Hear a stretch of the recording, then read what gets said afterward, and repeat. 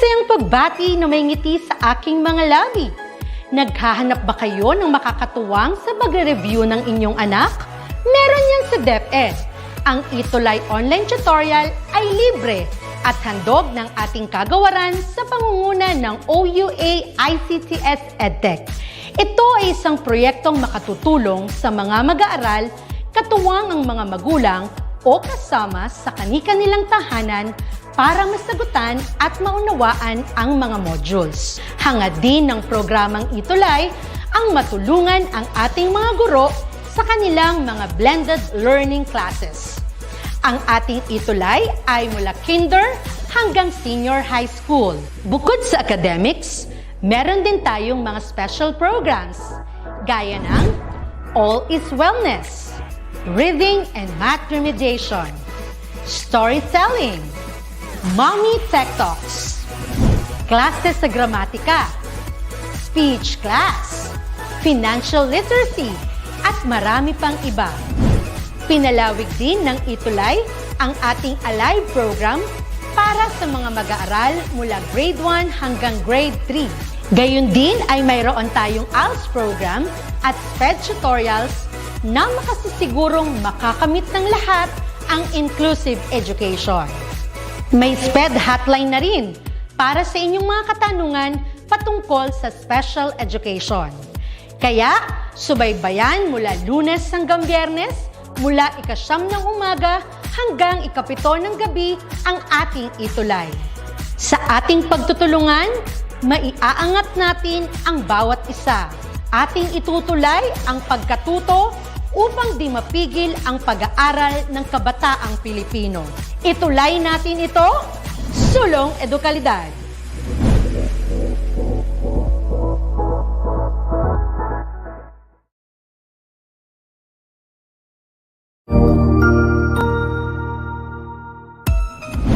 Mabuhay! Good day to all! I am your tutor Madge. Welcome to ETUlay, a free online tutorial, an initiative of the Department of Education, Information and Communications Technology Service, Educational Technology Unit, ICTS EdTech. This program is aimed at helping and assisting learners from kindergarten, senior high school, ALS, Alive, and SPED learners. Aside from answering the modules, the ETUlay is offering programs which you will surely look forward to. Together with our parents and teachers, the ETUlay will bridge the gaps where difficulty and ease meet in learning new knowledge and skills.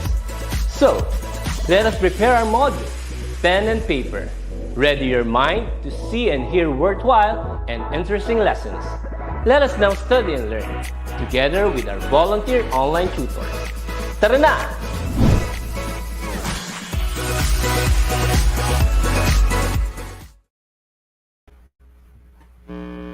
Hello, Tutor Kit. Good afternoon. Good afternoon, Tutor Jerry, and maulan na naman na afternoon sa ating lahat. Hello sa ating mga senior high school students. At hello sa iyo, Tutor Jerry. Yes, hello, Tutor Kit. It's been 3 weeks. 3 weeks ata, no, Tutor Kit, na hindi ako on air. Ikaw, 2 weeks. All 2 weeks. And we missed you, Tutor Jerry. And also, we missed all of our students, no, yung mga masugid natin na mga estudyante na nanonood sa Creative NonFiction. Ayan. So, yes, Tutor Kit, we have already Joseph Conrad Bulaklak. 3:23 siya nag-log in. Same with Enrico, na napakaaga nilang nag-log in. We also have now Neslin, Keith RG, and then Mary Joy Kiepe. Yes, maraming salamat sa pagiging masugid na tagapanood sa aming dalawa ni Sir Jerry dito sa inyo. Thank you so much, guys. So, Tutor Jerry, meron ka ba gusto i-shout out dyan sa inyong SDO or sa iyong school? Yes, Tutor Kit, belated happy birthday sa aming mahal na SDS, sa SDO Isabela, Ma'am Madeline L. Macaling. Wow. Just celebrated her birthday last Friday, Tutor Kit. And of course to all the, to all the teachers of San Mariano National High School, hello po sa inyong lahat. How about you, Tutor Kit? Ako rin syempre, hello and good afternoon sa lahat ng mga nanonood sa SDO Tarlac Province. Especially sa aking home school, sa Cristo Rey High School led by our principal, Sir Noel D. Palge, and of course our head teacher, Ma'am Gina E. Palge. Hello po sa inyong lahat. And welcome sa Creative NonFiction. Sean. Okay, yan. Once again, guys, we are always on Choose English Tuesdays at 4 o'clock to 4:40 p.m. You can watch us sa ating YouTube channel and also at DepEd ETUlay Facebook group. Tutor Jerry, ayan. Parang hirap na hirap makapag-online ng ating mga students ngayon, Tutor Kit. We only have 12 Oo nga. viewers. Yan. Guys, text brigade tayo, guys. Chat brigade is send ninyo sa inyong mga friends, mga beshi waps ninyo, lahat ng mga GCs ninyo, isend nyo yung session natin. Ayan. Yes. So, Tutor Jerry, what is in store for us today? Yes, so we are already done with our week 1 and 2. Actually, sa school namin, Tutor Kit, it's already our week 4. But then, syempre, we have to follow our schedule in our ETUlay. Week 3 is critiquing personal narratives. Ang dami mong hinanda, Tutor Kit, with this topic. Nabasa ko yung ating fan. Nice, Tutor Jerry. And this is actually a really interesting topic to kind of explore because I think marami makaka-relate dito, Tutor Jerry, no? Kasi lahat tayo, meron tayong personal narratives. Okay. So, simulan natin siguro, Tutor Jerry, no, sa ating Cuties of the Week. Ano ba yung challenge natin last week, Yes. Tutor Jerry? So the challenge last week is to select a photo of them, and then when they were a child, and then they are to recall the events surrounding that photo, and then they have to write one autobiographical paragraph describing that event. At then yung huli, they have to post the critic paragraph using the hashtag ETUlay NonFiction. Actually, tinatag na lang ako ng mga students natin, Tutor Kit. That's why madali na lang yung pag-view ng kanilang outputs. I'm so glad na ganun na lang, no? Technology is really awesome, Tutor Jerry. And so now, let us, who are our Cuties of the Week? Let's discover. Okay. First tutor of the week ay wala iba kundi si Neslin A. As always. As always, Tutor Kit. Yes. And Tutor Jerry?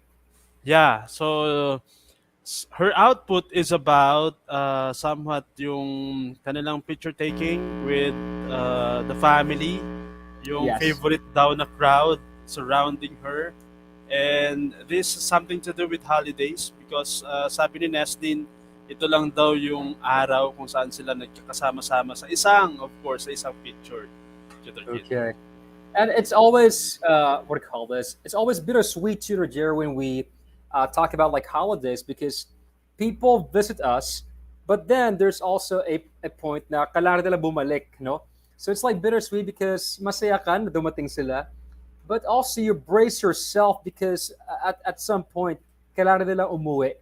No? So sabi ni Neslin, there were tears, there were hugs shared, and there's some kind of sadness that comes with the holidays. But great job, Neslin. Okay. Sino yung pangalawa, Tutor Jerry? Yes, consistent din sa ating Cuties of the Week is Kit RG Runas. These two are preparing for the Journal Olympic actually, Tutor Kit, on Monday and Tuesday sa aming SDO Isabela. Best of luck. Yes. And nakaka-touch yung kanyang output, Tutor Kit. That's true. Ito yung photo na sinend niya sa atin. This is actually Keith RG and her mom. No? Ayan. And let's read a little bit, Tutor Jerry, no, yung sinulat niya tungkol sa picture na to. Yeah. The highlighted one, Tutor Kit. Yes. And she said, I have no recollection of you hugging me on November 16th. the 16th yet of November, and I'd have to hold a pillow instead because I don't recall you being with me on that particular day every year. I'm sure hugging is my love language, and the only person I couldn't wrap my arms around you was you. Ayan, Nice. Chutukit. That's very nostalgic, and this, and as always, there's this sense of like loneliness and like nostalgia when Keith RG writes, and that's what I really love about her writing style. She's very insightful and reflective. Okay, so great job, Keith RG, as always. So we're gonna skip that. Okay, next, natin Tutor Jerry. The next one is Jo Marissipan, and I think the focus of his writing is uh, the experiences he had during his baptism. Yung mga Yes. nare-recall lang niya, Tutor Kit. Yes. And he actually told me na, sir, wala na po kaming mga pictures. And so I just asked him to just write something that was like profound or impactful to you when you were young. And this, his baptism is is something that it has impacted him when he was young. And I love the details here. Like she had dressed me in a small white polo and a small black pant, and she waxed my hair deeply. Those details really bring out the experience to all of us, even though they're just like memories. Great job, Joe Murray. Ayan, Tutor Kit. Sir DJ, meron siyang pa-shoutout daw. Sir, Sir DJ, we love you. Thank you so much sa panonood. Fans Nahiya nyo na rin kami kami, bigla. sir. Yeah, we are your fans, Tutor Jerry, pero ano siya, electric fans. At Okay. napakalakas na ng ulan dito sa amin, Tutor Kit. Dito nagbabadya na yung ulan, and hopefully we'll keep this up. Okay na merong kuryente. But anyways, let's now go ahead and go straight to our flash review. Let's Tingnan natin review. kung naalala niyo yung mga diniscuss natin last time about biographies and autobiographies. Let's do this. Tutor Jerry, what are the directions? Yeah. So they're going to type in the comment section bio if the fact is classified under biography, and also if it's under autobiography. Oh, ang dami na nating viewer to get 32. Yes. Thank you so much, guys. Okay, so bio or auto. Okay, so the first description is in this kind of writing, the author tells their own story. So kung sino yung author, kwento niya rin yun, and he is telling his own story. What do you think? Is this an autobiography, or is this from a biography. from a biography? What do you guys think? All right, type down bio if it's biography, or auto if it's an autobiography. Basic lang yan sa kanila, Tutor Kit. Oh, kain kayo nila to. Sabi ni Sir DJ, fence daw, FENCE. Oh, I love you, Sir DJ. Fans niyo Okay. po ako. Alright, medyo delay lang ata, Tutor Jerry, no, yung Yes, yung Tutor mga Kit. sagot. Nadidelay ang kanilang mga sagot. Okay. So maybe let's just reveal the answer, Yeah. Tutor Jerry, right? And the answer is Bio, it's under biography, Tutor Kit. okay. Now, actually, medyo mali tayo dito, Tutor Jerry, hindi ko ito na-check, sorry. Okay, this is actually an autobiography. No? Kapag sinulat mo your own story, then it is an autobiography. So the answer is actually supposed to be autobiography. Sorry po. Okay. Na-overlook, Tutor Kit. Ano overlook ko po? Ayan. Sige. Number 2, Sorry Tutor po. Jerry. Yeah, so number 2, the reader only knows what the author or narrator knows. Is it a biography or autobiography? What do you guys think? Natutuwa ako kay Sir DJ sa mga comment niya eh. Oh, yeah. Okay. Hello pala kay Josephine Runas, kay Jessame Acerit, and kay Jonah Serrano, and all of our students right now who are watching. Hello din sa kapatid ko na si Kimberly. Okay. So, Support, Tutor Kit. support. Yes. Tutor Jerry, what do you think is the answer? Let's reveal na ba? Yeah. Answer reveal na, Tutor Kit. Yes. It's actually the autobiography. Autobiography. Yeah. Okay, nice. So, the reader only knows what the author narrator knows. It's because kapag autobiography siya, it's very self-contained. No? So kung ano lang yung alam ng author, yun lang yung nalalaman din ng ng ng ng readers. It's also kind of the same thing with biographies. Okay.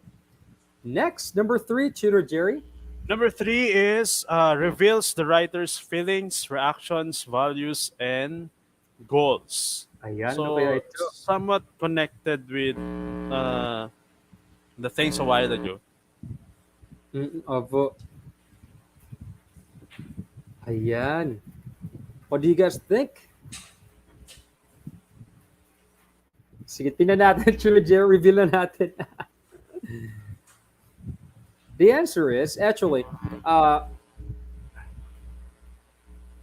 the thing is, it's actually autobiography. Sorry, nakakabaliktad po kami ng ano ngayon ng sagot niyon. But the answer is actually autobiography because in an autobiography where the writer is basically the subject as well of the story, he has the chance to reveal everything that he has in his mind, his feelings, his emotions, no? Sa autobiography because it's his life eh. In a biography kasi, nanonood parang reporter ka lang sa buhay ng iba. You research and unless sinabi niya na this is what they're feeling, that's the only time you know what they're feeling. But otherwise, you will be reporting objectively. Sorry po na overlook po Yes. namin ito. Ayan, Anyway, Tutor that's Kit, fine. tama pa rin yung kanilang sagot. Yes. It's auto and it's good na nakukuha pa rin nila although na-overlook natin yung ibang sagot. It's Sorry. fine. Ayan. So right now, guys, ano ba yung topic natin for today, Tutor Jerry? Yes, so our topic for today, dire-diretso na tayo because we only have 27 minutes. Personal narratives, Tutor bilis. Kit. Yes. So today we will be kind of discussing ano ba yung personal narratives and how do we write them. I think before we can critique these nonfiction forms, we need to really know what they are. Medyo may ground ata yung microphone mo, Tutor Jerry, konti. Ay, ano. Ayan. Sige. Let's see. Tingnan muna natin to, guys, no? And I want you guys to kind of type down your answers in the comment section. What is an ordinary object you own that means a lot to you? Yung parang ordinaryo lang siya sa palagay ng iba, or parang wala siyang kwenta para sa iba, or wala siyang meaning para sa iba. Pero para sa iyo, it means a lot. No? So pag-isipan niyo muna yan, no? Just type down your answer as we discuss this. Yes. And mag-share kami, mag-share ako ng isa sa mga bagay na na feeling ng iba, hindi po natin pero may special meaning sa akin. Ito, Tutor Jerry. Alam mo ito, Tutor Jerry? Yes, Tutor Kit. Hello, Tutor Jerry? Tutor Jerry? Nawala na po si Tutor Jerry. Okay. So, kating ko. No, pero sa iba siguro, Vix, no? Oy, grabe ka naman, Sir DJ. Yung sarili ko po mismo walang kwenta. Uy, Sir DJ. We love you. May kwenta ka. Okay. So for example, no, kating ko. Sa iba siguro, parang kapag kinagasan ng lamok, no? Ito yung para mawala yung kate or something like that. But actually, katingko has some kind of like emotional meaning for me. Okay. Tutor Jerry, andyan ka na ba? I'm not sure. Okay, I think Tutor Jerry just stopped. I don't know. Okay.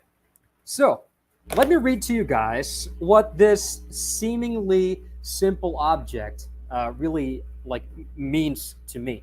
So, read along with me, guys. Okay. A small tub of Katinko sits by my bed. I would take two fingers full and massage the balm on my nape. I then rub my hands together and inhale the vapor. Bliss. The memory of my Aunt Ellie wafts in the room, bathing it with menthol goodness. With a dab of Katinko, I summon her presence. Okay, so uh, did you guys get that? Na yung Katinko sa palagay ng iba ay parang pangkati lang naman yun, no? Pero actually yung smell ng Katinko, it really reminds me of my Aunt Ellie who died. Kasi noon, nagkakatin ko siya and I'd always associate the smell of the menthol Katinko with her presence. So, do you guys see that? No? Something that is seemingly ordinary as like Katinko could give on this whole new profound meaning. And that's what personal narrative essays are all about. Sabi ni Sir DJ, seryoso bro, yung mga video games ko po, parang walang kwenta sa iba, pero para sa akin, these are my treasures. I understand you, bro. Hello kay Samantha Bautista. Okay, now here's another object, guys, and please type down any objects that you think mean nothing to some, but mean a lot to you guys. For example, this mirror, for example. Okay, so seemingly non-consequential, no? But let's see. This is my personal narrative essay based on this object, the mirror. Today, I stared at the mirror and saw the bags under my eyes, the stubborn scar on my left cheek, the unevenness of my eyes, the crimson pimple on my nose, and 100 other flaws I often tire counting. I then asked myself, how the heck did I get so ugly? I got angry at the mirror or the person staring back at me for being that way. Can the mirror like lie a little, hide a blemish or two, conceal a pimple or my hideous nose? Yet it remained passive and unrelenting in telling its harsh truth. I sighed and stuck my tongue out at the image in front of me. Bleh. That felt better. Okay, so did you guys notice how in this essay, no, parang it's kind of going nowhere, no? It just reveals yung thought process ko. Kung anong iniisip ko tungkol sa object na yan. When I look at the mirror, I see myself, and I'm just basically telling you guys everything that runs in my head. Salamat, Sir DJ. No, you're not ugly, bro. Basta TV pogi. Sige na nga, you're very pogi too, Sir DJ, as always. And so, if you have things, guys, no, na feeling ninyo may meaning sa inyo, please write them down in the comments section. Okay. So, how does all these objects relate to writing personal narratives? So, a personal narrative, anyway, is a story that expresses your perception of yourself, others, and society. So when you say perception, it's how you think, how you see the world, how you see yourself and other people. No? So basically, parang opinion siya. No? It doesn't really matter what other people think. What matters is what you think about that object. No? Personal narratives are a creative approach to turn an ordinary experience or an ordinary object into a meaningful reflection about a particular part of your life.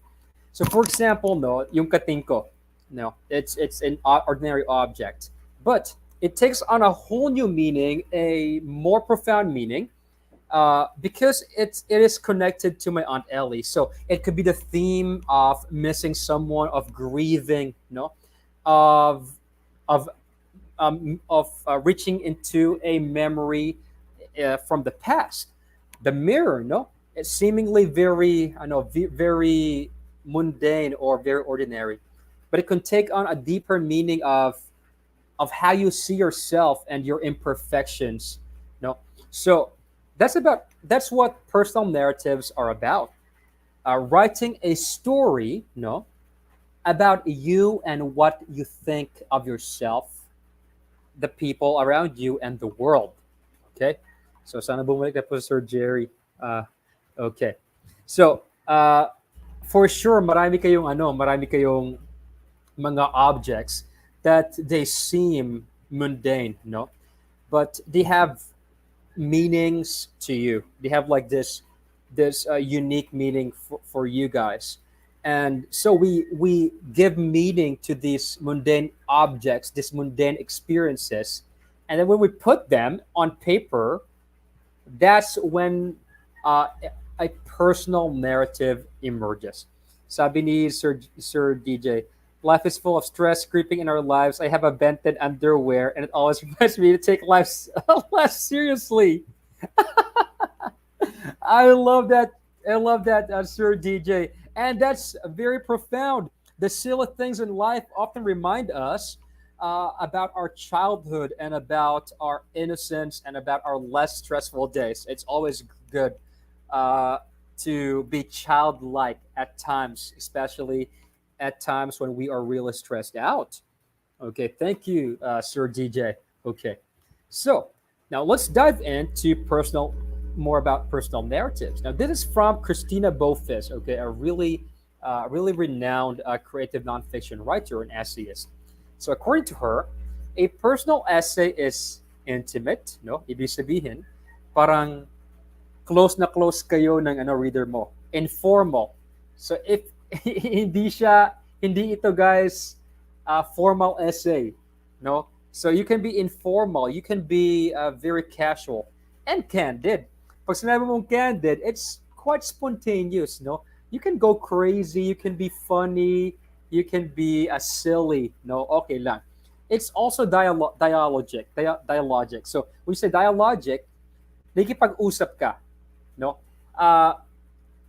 The best personal narrative essays are essays that when the author is actually talking to himself, parang sinasabi niya lang yung thought process niya, and it's actually quite fun. And also, it's like you're talking to someone else, no, the reader. Okay.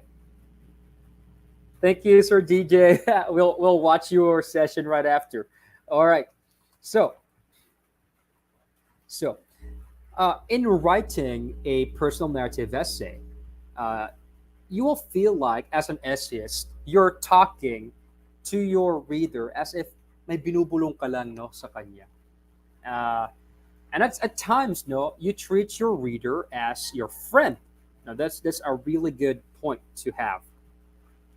And so, you can be very candid. You can be quite spontaneous.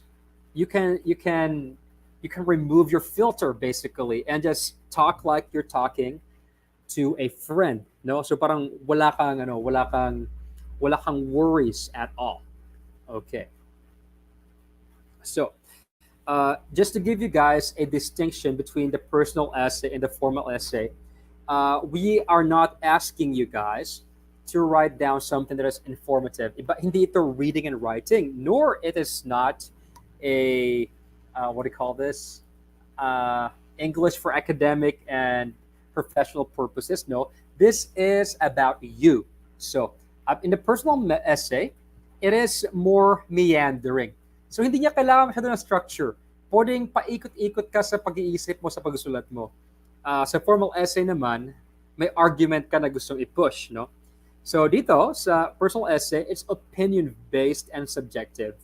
You don't have to support your argument with facts katulad ng formal essay. So personal essay, you write using the first person voice, no? You use I. Sa ano naman formal essay naman, you use a third person, you use he, she, they, and you use names basically. And it's formal. And personal essay, relax lang siya, no? You just chill basically. And so formal essay, there's a formal, a more serious style, no? So remember, hindi to formal essay. It's a personal narrative essay. It's a story about you. So basically, what we're trying to do here is to have you, the author, as the subject. Ikaw yung author, ikaw rin yung narrator. No?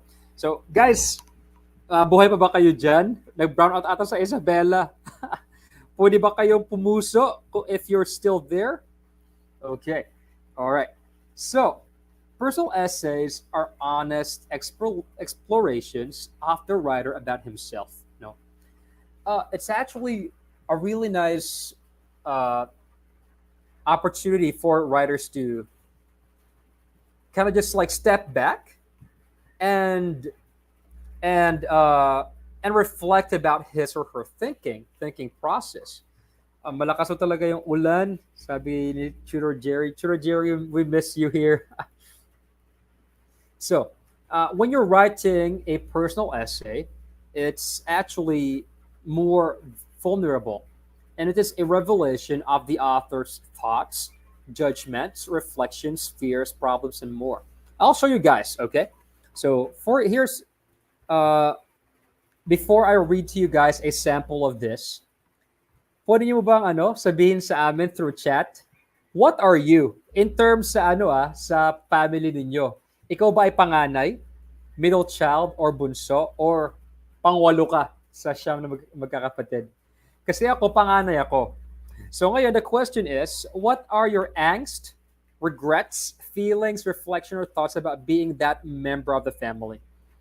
So ano yung thoughts mo bilang isang panganay, bilang bunso or middle child? So I'll tell you right now, no, kasi personal essay is all about thoughts. It's all about your honest opinions about random topics. So for example, ako muna. These are my thoughts on being the panganay. Okay. So please read along with me, guys. Being the panganay feels like drowning at times under the burden of expectations. My parents expect me to be an example to my siblings. I have to be this, I have to be that, I shouldn't do this, I shouldn't do that, just because I'm the panganay. Being the panganay feels like I cannot afford to mess up. I cannot afford to disappoint anybody. And so this fear of being not good enough, the fear of mediocrity, and the fear of committing mistakes plague me constantly. And that at times, I couldn't even sleep. My only solace, I guess, is that I can utos my younger siblings all the time. That's kind of comforting. All right. So guys, nakarelate ba kayo? Are you a panganay? Did you like feel the same way I felt when like about expectations and stuff like that? Can you guys type in your reactions or your comments? Ano ka ba? Panganay ka ba? If panganay ka, what are your struggles? Ano yung mga thoughts mo? If you're the middle child, what are your struggles, your problems? As a bunso, what are your struggles or your problems? Okay, so a really great topic for a personal narrative essay is to focus on one of your problems. So for example, what is my problem being a panganay? Or maybe, what is my problem being a teacher? Kapag may problem kasi, may instant conflict ka na. No? Remember, one of the most important ingredients of a story is the conflict. It pushes the plot forward and gives your reader something to look forward to. No? So, if you focus on a problem within yourself, you have an automatic conflict. No? And if you have that conflict on the get-go, and then probably you solve it or you change throughout your narrative essay, then you're on the right track. Okay, so that's one way of like thinking about what to write in a narrative essay. Okay, so let's keep going here, guys. At kung gusto niyo sumagot, please hello kay Rose Ann Galo Quinones, Marlene Balag, and Jempo Panganiban. Sabi ni Sir Jerry, only child daw. I have to bear all the expectations the world brings. Walang karamay, yet walang kaaway. I Agree, Tutor Jerry, no? Yung siguro, no, it gets lonely sometimes, Tutor Jerry, kasi ikaw na talaga mag-isa and you have to carry all the expectations. But in my honest opinion, you're doing a great job, Tutor Jerry. I'm so sure that your parents are proud of you. Okay. Yun lang, wala kang karamay. Kami na lang mga co-teachers mo sa mga co-tutors mo yung karamay mo, Tutor Jerry. It's okay. Okay. So hopefully, guys, you're following along, no? All right. So once again, if you look at my sample here of the personal narrative essay, lahat ito nasa isip ko lang. Basically, kung ano yung feelings ko about this problem, sinulat ko lang. No? Sometimes you can just do that. Take a step back, think about what you think about the problem, and then write down as you think. And that really works for personal narrative essays. Okay. Now, wala man lang si Sir Jerry lang ang nagsabi. Anyways, it's okay. Now, let's talk about your voice as a personal narrative essayist. So according once again to Christina Bofis, when you write passionately and honestly about something that matters to you, you can almost be assured that you're writing in your own voice. And that is actually the main requirement of a personal narrative essay. As a narrator, kailangan mo maging passionate and honest about what you're writing. And sometimes it requires you guys to kind of reveal some weaknesses that you have, or minsan kailangan mong aminin na nagkamali ka o mahina ka. The best personal narrative essays are essays wherein the author is vulnerable and not afraid to show his or her weakness or his or her faults.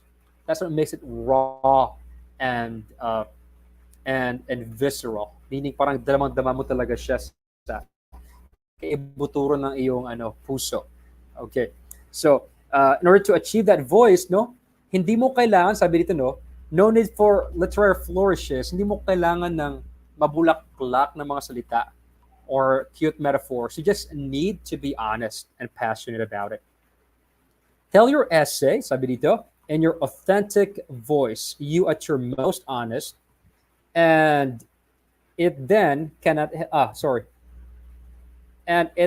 help you but be told in your own style. I think a lot of writers are always concerned, kailangan ko magkaroon ng sarili kong style. No, you already have your own style. Just be honest and authentic. Ibig sabihin, kung sino ka, yun ay ipakita mo sa mga essays mo, sa mga pieces mo, and that would always work. All right. Next. So, I'll show you guys about voice. So this is me talking about my pet peeve. Ano ba ang pet peeve? A pet peeve is basically something that you easily get irritated or annoyed about. Yung parang like nails on the chalkboards. That's like a common pet peeve. Your day basically gets ruined if you hear something like that. So a pet peeve is something that sets you off. You get angry, you get annoyed, or you get irritated with that thing. Okay. So this is me and my personal narrative essay talking about a certain pet peeve. So let's do this. Read with me. I hate it when people chew with their mouths open. Like, bro, I can hear your molars chomping and grinding against each other. Please, please, please, close your mouth. Please do, or else. Sorry, but it just makes the hairs of the back of my neck stand up. Sorry for the plural of hair. It makes me clench my fists into aching balls. It makes me want to scream inside at least. So that's me talking about my pet peeve. If you notice, guys, galit lang ako dito, and I'm just telling you exactly what is going on inside my mind. Kung ano yung naiisip ko, I'm just saying it to you as it is. Okay. I'm screaming inside now, like screaming. I think I want to puke or perhaps just close his mouth for him. Ah! Or I can just smile and leave. Great idea, right? Great. I'm leaving now. It's okay. I already slapped him in my mind. It was a good slap. So all of these are just in my mind. Kung ano lang yung naisip ko, sinusulat ko dito, guys. And that's what a personal narrative essay is all about. You writing about your thinking process. So, di ba, meron tayong tatlo? Una is yung an ordinary thing that has meaning to you.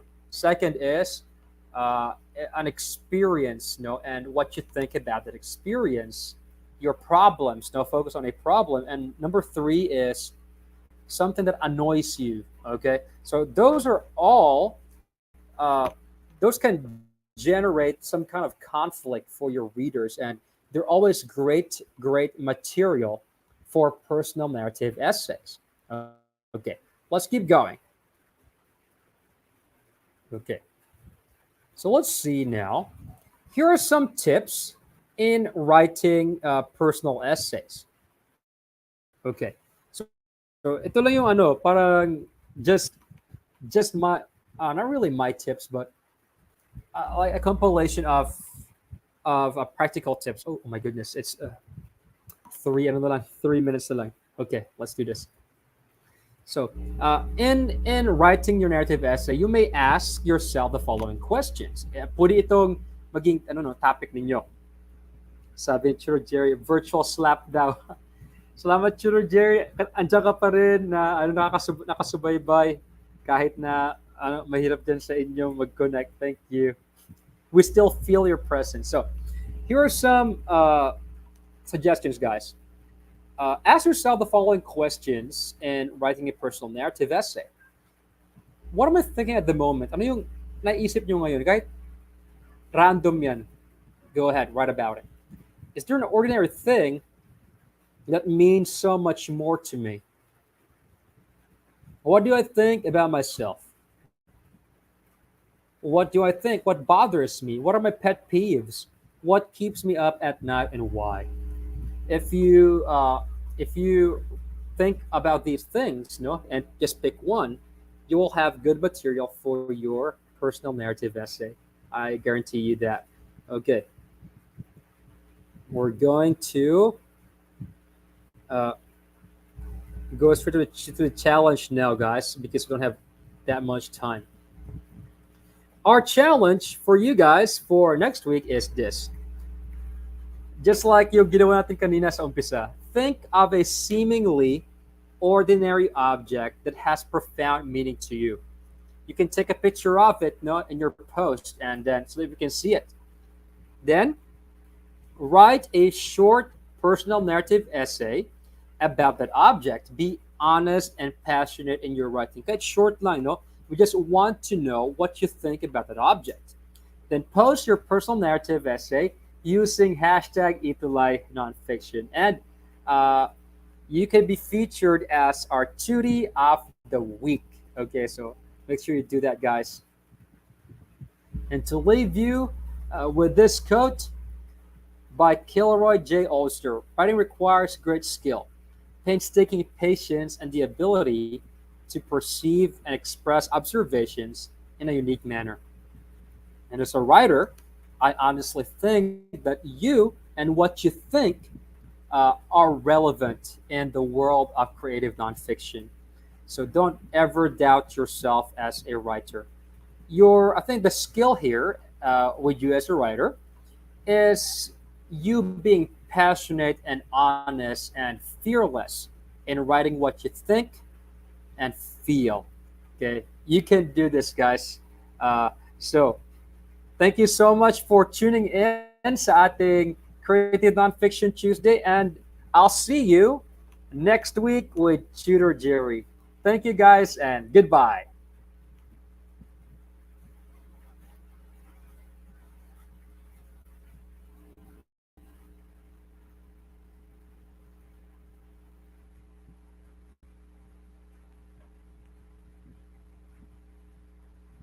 Ayan, naitulay pa rin daw. Salamat, Chiro Jerry, for your support. Thank you, guys.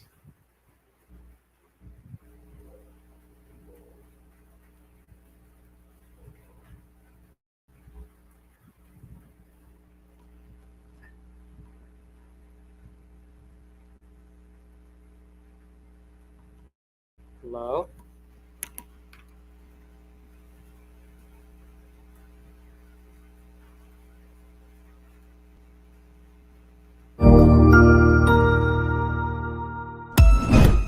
Ang husay naman!